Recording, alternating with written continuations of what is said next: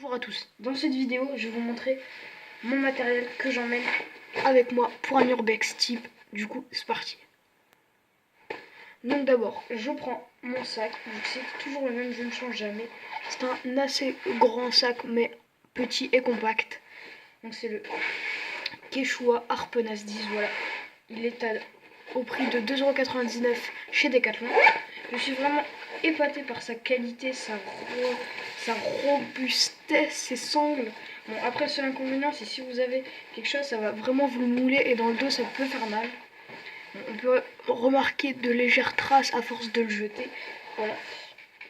Du coup, dans la pochette avant de mon sac, ça dépend comment je les range, sinon on peut toujours avoir une petite sucette. Bon, ça, c'est juste sur ma fin. C'était la dernière fois, j'ai mis ça dans mon sac. Dans la grande pochette avant, là, c'est le bordel, mais c'était pour la vidéo. Du coup, j'emporte un foulard, voire deux foulards. On sait jamais, pour se camoufler ou pour, vous voyez, serrer si jamais quelqu'un saigne, si on n'a pas de mouchoir, et bah tant pis, on utilise ça.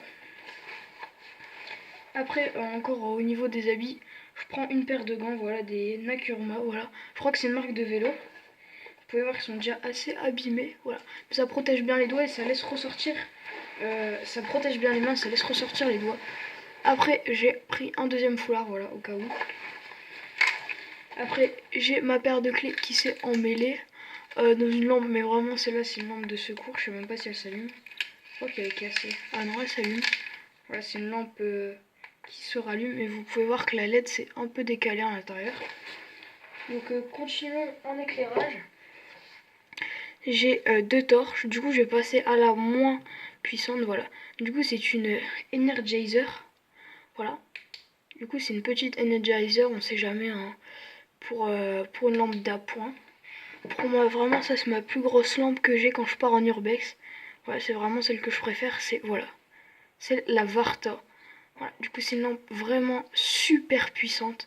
Du coup nous avons deux modes, un mode petit et un mode plus grand angle.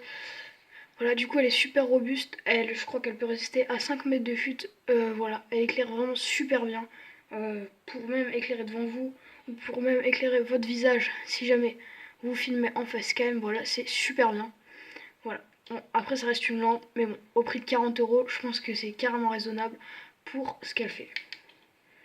Donc tous les deux se mettent avec deux piles, des piles normales, voilà. Du coup, je prends souvent des piles de recharge, on sait jamais si ça tombe en panne. Après, j'ai la caméra de mon téléphone qui est en train de filmer, voilà.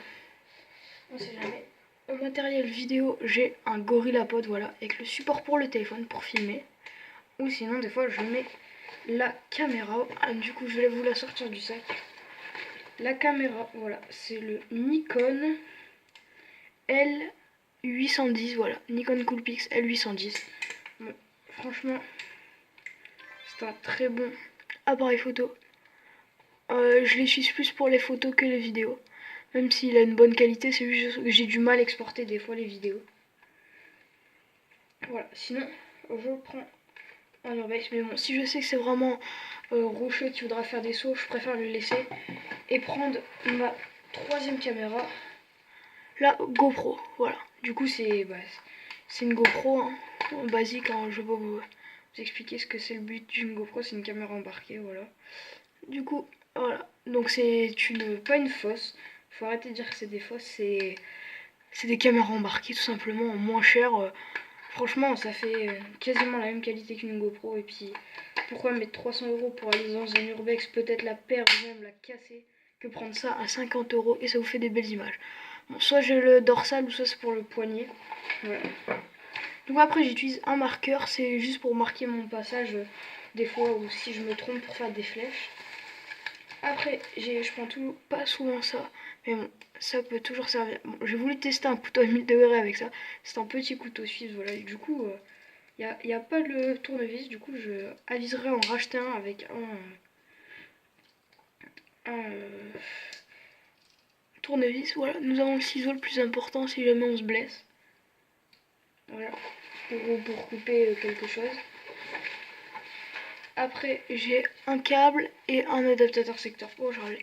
Et des petits fridans, on sait jamais si on a faim. Voilà. Du coup, voilà, je vous ai présenté un peu tout mon matériel d'urbex. Voilà. Donc je remets tout là. Voilà, avec tout le sac, les caméras. Voilà, tout est là.